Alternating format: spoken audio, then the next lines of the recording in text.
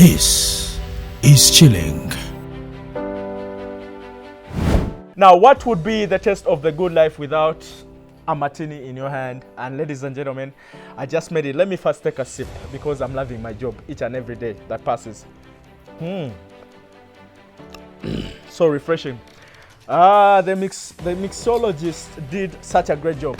Wow, so we are still here at our fishing lodge, and as I told you that I'm going to spend my time exploring this place as much as I can with great conversation, some faces that you know, others that you've never met. These people have fascinating stories. I didn't know that West Nile has such great people that are so inspiring and they're so young.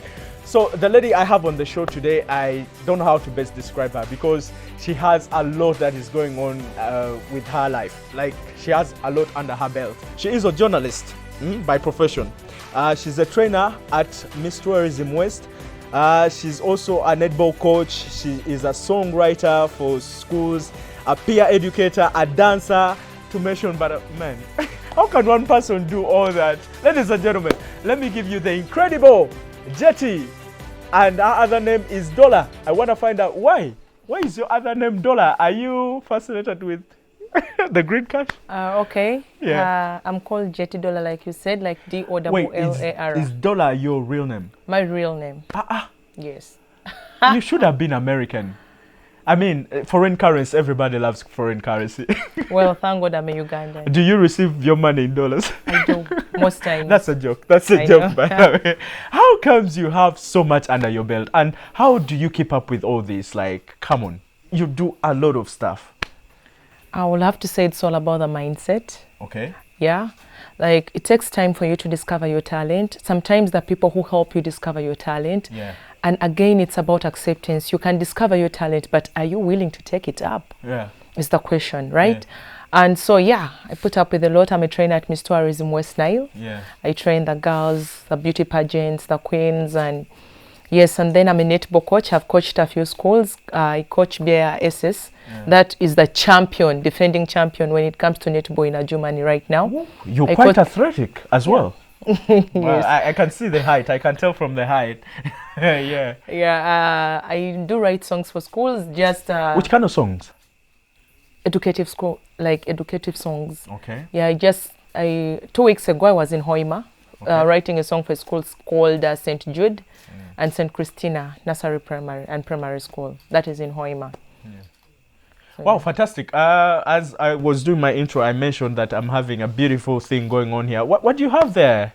And how does it taste like? I will have to take a sip. Please, take a sip and we see.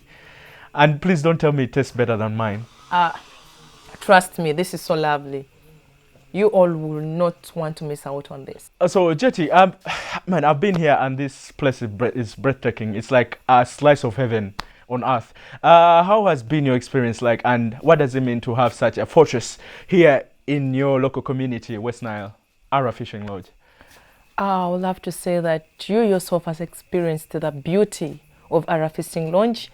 It's home away, it's home out of home. I would say, like, when you come here, it's green, it's evergreen. Yeah. You watch the beautiful setting of the sun. Yeah. When you're here, you can see like different species of birds, nature walk. You sit in the jacuzzi around the swimming pool and your stress is just gone like that. Trust me, this is a very beautiful experience. What is your best activity when you're around here? How would you love boat cruise? Boat cruise. Boat cruise and the swimming pool, definitely. What is it about the boat cruise? And the nature walk. Okay. The boat cruise, it's a lot of fun, it's vibe, you know, most times you don't be alone, you be with a few friends and you're conversing. And now when it comes to the nature walk, trust me, you will not want to miss out on the experience. Yeah. You take nature walk, you get to learn history of our land, of the place, of the people around. It's really lovely. It's very lovely. Yeah, Jetty, there is a hashtag I'm trying to trend, okay? You're going to help me with this and give me some more information about this hashtag. We called it hashtag visit Madiland, right? Yes. So what can you say more about Madiland and what it can offer to the rest of the world? Let's sell it at that scale, greater heights. Okay, I would love to say that Madiland is a very beautiful land with very peaceful people. Yeah. You also hail from here? Yes. West Nile, right? I'm hail from West Nile. Okay, good. Yeah, Madiland is a very beautiful place with beautiful people. We have different tourism sites. Yeah, Ara itself is one place you really will not want to miss out on. Yeah. We have Mount Oche, Yeah. which happens to be the highest, one of the highest. Everybody And it keeps has on its talking about that historical mountain, man. sites. I'm just unlucky that I didn't go there. I just didn't have time. But next time, I will come and I check it out. Yeah, we have our local and traditional food, like sim. You grind and squeeze out oil out of sim that has not been fried. And then, yeah, being next to the river, you know, we are known to be the fish people. We eat fish. Like, Madiland is so beautiful. We have, like, when I was mentioning, have few different sites and all that. Coming here, we have a story of Ogungbo. I don't know if you've heard the guy was called Ogungbo. No, I've not. Yeah, heard. it's half human, half snake, and all that. Yeah, we have those stories, those historical stories. So Madi, you just have to visit Madi to discover more about it, especially when you interact. I'm sure you've had a very great experience with Madi. But right now, yeah, when you're in Ara, you actually experience the entire Madi sub-region. Yeah. The river is just right across. Yeah. You ship on the Nile, like we call it the Albert Nile. We have, like I said, the bird watching, setting of the sun, and all that. Just come to Madiland. Come and catch the vibe. We are full vibe. Beauty. If you want to know beauty, by the way, it's believed that beautiful girls come from these other regions. But trust me, when you come here, you get beauty. You really and had a half. to plug that in. You get beauty and a half. I believe myself. I've interviewed a contemporary of yours. I believe she's a friend of yours. Yes. She's one of the best female artists from the West. That is Fiona Fifi Music. Yeah, and she that one she's a heartbreaker. She looks like one. But yeah, speaking about your career, it's kind of broad. I even wonder how you find balance and do such things, which is amazing as a young person thriving and trying to do things. So one most important one, and that caught my attention, is you train, right? You train. Is it beauty pageants or Miss Tourism something? Miss Tourism West Nile. What does it mean? Like, are you interacting with these young girls? What do you teach them? What do you tell them? I would say, actually, I would love to first make this statement and request all the young girls out there, as long as you're above the age of 18 and you have a certificate at least, to enroll for these beauty pageants, because at the end of the day, you're going to live changed. You come, like, whenever these girls come in, they come in as different people, but we ensure that they live when there is a change. Something has changed about you. What do we do at the boot camp? That is why we call it a boot camp. You come to learn. Yeah. Do away with the walks and what have you. We have classes with them. We get different people to come to talk to them. They are taught cyberbullying. They're taught how to write projects. You're taught how to carry yourself as a lady and as a queen, and how to talk public speech, and all that is being taught in the boot camp. And the girls who have come in the boot camp, even if, first of all, making it to the boot camp or contesting in this pageant already makes you a winner. Yeah, and everything, all the questions these girls meet on the stage or on the runway that day on the platform being asked is being taught. So basically, when we're doing Miss Tourism West Nile, we teach them the region, the West Nile region as a whole, the different cultures, the different tourism sites in West Nile, because we have beautiful ones. And just to say, like, you know, you are ushered into West Nile right at Pakwach Bridge. Yeah, that is where you come into West Nile.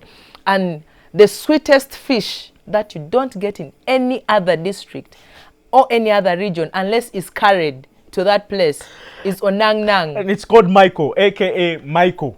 Onang Nang. Yeah, Michael. Yes, Onang Nang. So it comes from the West Nile region. So we teach them all that, and how you can do a project. Like, when you get out there, how to make use of yourself. Are you just going to sit back and fold your hands? We teach them a lot of things like the beauty of a woman is not about going around and sleeping with every man. It's okay to put on what you feel you're comfortable in, but it's okay to value yourself as a woman and carry yourself in the right way. You're busy creating great ambassadors, and you're all about women empowerment. Go, girl. All right, so let's toast to the best part of West Nile people have not discovered yet, and that's Ara. Such a beautiful place. All right, we take a break. Chilling returns back shortly. Don't move an inch or touch that remote control, otherwise you will have a problem with me. Bye, and come back and join us.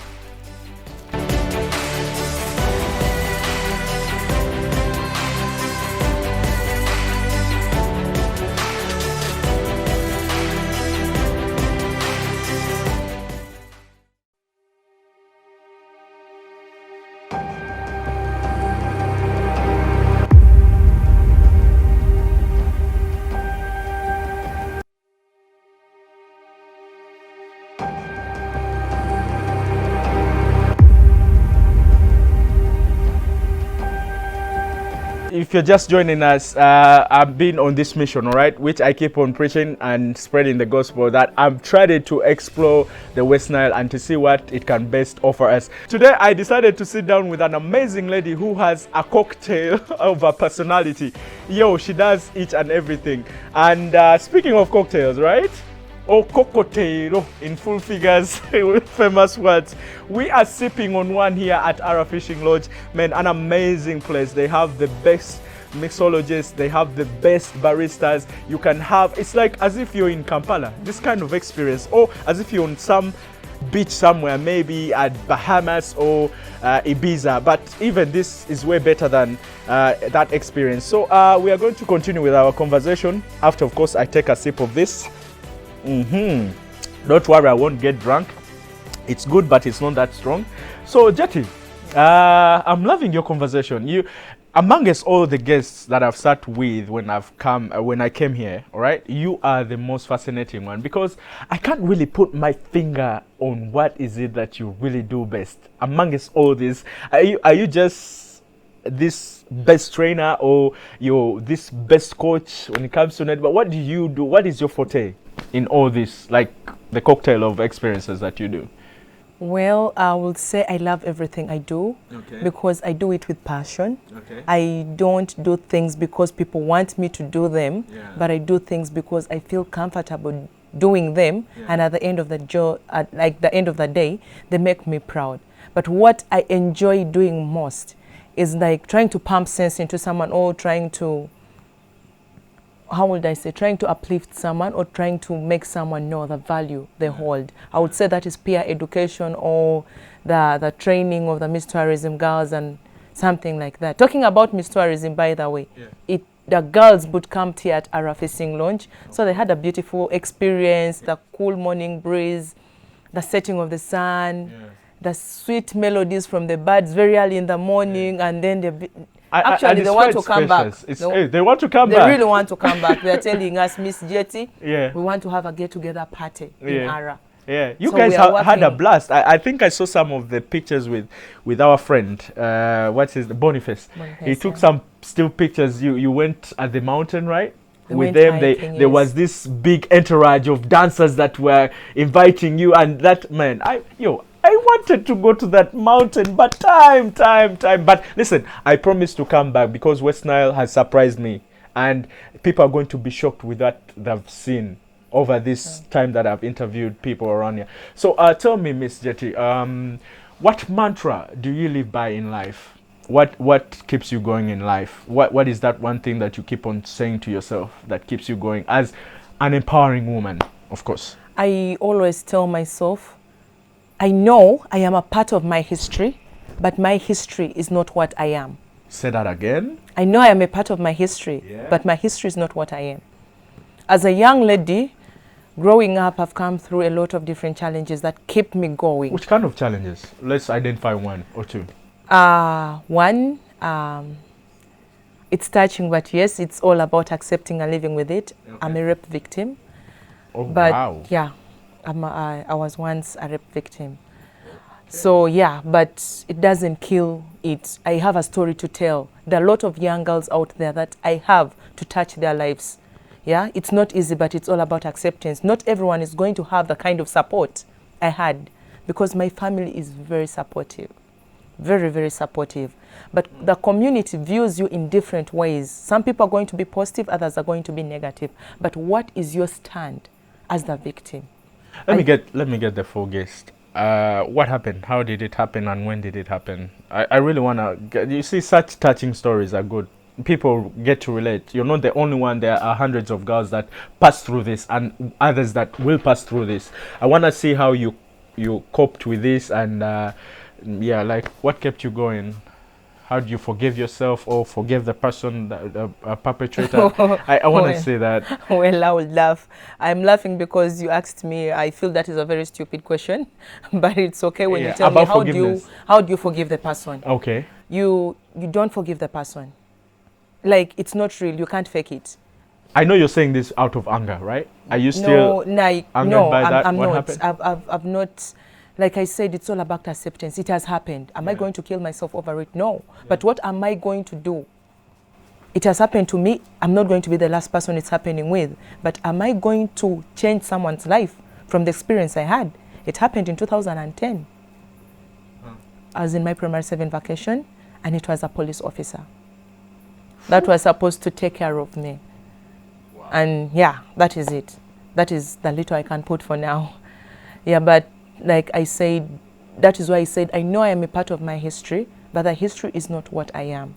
It didn't stop me from achieving the goals, and it is not stopping me from going to get what I want to get. In fact, it has helped me step up in my games. It has made me want to give back to the communities, especially the girl child. That is why when you look at me, I love talking to different young girls. Different occasions. That's why I told you I'm a peer educate. I sit out with different girls, talk to them, educate them. That is why I ended up doing songs, writing educative songs. When I'm writing a song, I'm putting out a content in it and all that, yes. How have you found closure within time, and yeah, how have you found closure with what happened to you? Well, like I said, your family plays a very big role in it. They stuck with you. They stuck, yeah. Yeah. My mom, my brothers, my aunties, my uncles have been there with me since day one up to now, because they know it's not something you're just going to let go and forget about it completely. No, you're going to live with it. Are they going to be there for you too? We all listen to people. Like, I had to see different therapists and all that, different counselings, prayers. Like, it made me get deep-rooted to Christ. I got to know the Lord more. I'm crazy, yes, but when it comes to things to do with the Lord, I don't joke. I really don't joke about it. That's very emotional, Jetty. But like, you're very strong-hearted. Your heart is built like a rock. Where do you get this from? Is it from your mom, your dad? Like, is it uprooted from your childhood? How are you so this resilient? Like, you can't check. You speak with a lot of boldness, and man, tell me, I'm fascinated by this. Another girl will be breaking down on camera, and you know what, this and this, because you understand the magnitude of such an incident happening to such a young girl. You know, it's so demeaning, it's so embarrassing, it is so, man, you can't just speak it out of loud. Where do you get this strong heart of resilience? To me, I still take it back to my family, especially my mom. Yeah. I sit out with her. I have a straight talk. We call it a straight talk at home with her. She sits me down and tells me, my daughter, there is ABCD. I will call her a lioness, yes. And two, the strength, it's not like I'm that strong like people see out. And sometimes I fall back and break down. Like, I've never, you try to forget, but you don't forget. But regardless, like I said, mindset, you have to accept it. It has happened. There is nothing I'm going to change about it. I'm going to live with it. But yeah, sometimes you break down, you don't tell and all that. But if I come out, if I'm going to break down in front of many people, how is someone going to change? How is someone going to, fine, they feel my pain, I feel my pain too. But regardless, life moves on. Like, that, it's just there. I was brought up and raised as a kid. My mom would always tell me, speak your mind. If you don't want to do something, don't do it. If you're going to do it and give it your best. No matter what people are going to say, just focus. This is not going to ruin your life. It has happened, but you still have a life to live. What stories do you want to tell to the younger victims that are going to go through the same experience? Do you want them to break down, or you're going to stand tall and walk them through the path of the journey? So yeah, to me, like, what because I know this, and maybe the fact that I got exposed at a younger age. Exposure in terms of what? In terms of good exposure, not bad exposure. I will not say bad ones. I got to get on radio at a younger age. From the age of 7, I was already on radio, doing different kids shows. I was on Radio Purchase with Elizabeth, amen. To her, I was on Voice of Life doing the participatory youth radio program, whereby when we are doing the programs, we are talking about, like, let me tell you, today we'll talk about prostitution. You go out there and find the challenges, what is pushing these young people. We talk about idleness and compose songs about them, like different things. You talk about different topics. So yeah. That singing and composing songs, is it part of your cultural system? Like, do you mostly infuse messages through songs? Yes. Okay, because I've also heard Fifi's songs are really so, they have strong message. Okay, now tell me this. So what happened to your career? What happened to the radio thing? Why didn't you pursue it? What happened? How comes? Is it working? Or what's that situation like? I stopped going on radio immediately I got done with my mass communication and journalism. I studied it from UMCAT, School of Mass Communication and Journalism. Yeah. So when I got done, my first job was not on radio.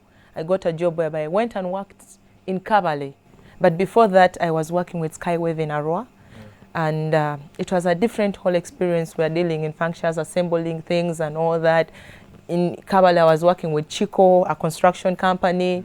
And then I came back to Adjumani and started working with, I volunteered at Action Against Hunger, and then I worked with UNCDF, which is a school pay in particular. And then I'm with Train a Girl Uganda. That is where my passion was. Like, I always wanted to give back to the community. There is me being on air, but it does not give me the mandate or enough voice to go and put out there. And you know there are challenges. And as a young girl who has a story to tell, I really wanted to do something for myself. Something that no one is going to push me or not working under anyone, but something that I'm going to do with passion to give back to the community. Okay. Yeah, but I will surely go back. I will surely go back on radio. It does not kill the fact that I'm a media personnel. But have you thought about coming up with your own movement in sort of like maybe it could be an NGO, could be a company under your names that has this, creates this safe haven for girls? You can create shelter for them. Have you thought of something like that? I'm working on it. You're working on it? I'm working on it. It's called, I don't know if I should put it out there, but it's something to do with rehabilitating a girl child. Okay. I'm working on it, seriously working on it. That is where my whole heart lies. Yeah. Yes. Okay. Well, this has been a great conversation, and man, we have to call it a wrap. I know guys are going to start warning me. Please stay enjoying your cocktail. And how can people follow you? Because you're doing such great work for the public. How can people follow you online? Dollar Jetty on Facebook. Okay. Dollar Jetty 370 on Gmail. Mm-hmm. And then, of course, Twitter. Still the same handle, Dollar Jetty. Yeah. Jetty on TikTok and Snapchat. Yeah. Yeah. So, Dollar, what do you think about people that are so judgy? Have you ever been in a victim of that? Like, you enter somewhere and somebody stereotypes you to belong to a certain group of people. I would say I've so much been judged. People don't get to know you and want to conclude about you. But something I would say is like they say, do not judge a book by its cover. It's a saying, yeah? But how would I frame it? Simple. I'm not a judgmental person. I don't judge people. Yeah. I can look at you, I don't judge you. I want to know you. Yeah. And if I see something wrong with you, I want to know why you're doing it. Just in simple terms, yeah, I've been judged severally, but I have this What thing. have they called you? Like, what have they, misjudgment, what have they said about you, those people, when they met you the first time? Of course, I've received a lot of names, especially some people meet you and just look at you and be like that, oh. You get, like, they call you either as a slut, a prostitute, something like that. Yeah, they don't know you, they just look at you. And maybe they see how you're dressing up and they conclude, not knowing that my mother will always tell me it's the inner. It's more of the inner beauty. But people say normally that people look at you and judge you from your looks, which is not a good thing. But when they get to know me, they get to know me better. And when you judge me, I give you the room. I don't have to prove myself, or I don't have a mandate. In my heart, I'll be like, you'll be fine. I always tell myself, the person will be fine. And with time, it's about me proving you wrong. Yeah? So when you don't see me doing the things you think I'm doing, eventually your mindset about me is going to change. So I'm not going to walk to you or attack you and start yapping. No. I'll just be like, it's okay. You don't even need to work hard to prove them anything, because somebody has already set their perception about you, and it will never change. You get? So they don't deserve your effort. What does the future look like for Miss Jetty Dollar? How does the future look like for you? Let's say in about 10 years from now. 10 years is a lot. It's a lot. Okay, let's take it slow. 5 years. Very bright. Yeah, very bright. In terms? Very, very bright. In terms of what? In terms of everything. Okay. Yeah, in 5 years from now, trust me. Are we looking at an Oprah Winfrey in the making? Something like that. Yeah, something like that. But in 5 years from now, I'm working on a book about my story, and I want to use it as a writing a book. I'm writing a book. Wow. Yeah, I'm writing a book. Writing books takes time. Is it like an autobiography about yourself?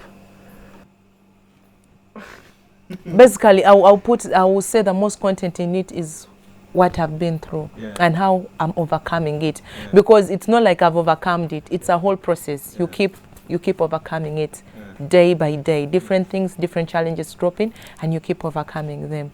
So in 5 years from now, I'm going to be that rich auntie vibes. Go, girl. That's my girl. That's the confidence I want to see. And I give you a tip when moving forward. Like, there's what we call intellectual property. Okay, so try as much. Okay, I'm putting my fellow journalists under the bus, but try as much not to say your stories like on radio or on TV, because now people won't be related. Okay, they already have to know this, so you have no content to write in the book, right? So limit yourself as much as you can. When you go on interviews, talk about something like public, but not so personal about you. Like that story is quite precious, but very sad. Everything about my life has changed. I've learned to be open-minded, listen to conversations. My perception about life has changed. My ideology and what I had come to West Nile has really changed. These people are really so fascinating. They have amazing stories. Ara has changed my life in terms of relaxability. I'm going to go back to Kampala a very changed man, so relaxed. I've had massage, I've had steam bath, I've swam so many times. I've been on Albert Nile as many times as I've ever been in my life. So I dare you, or I implore you to come and check out this experience. All right. Thank you very much. This has been Chilling, and West Nile has served me a buffet.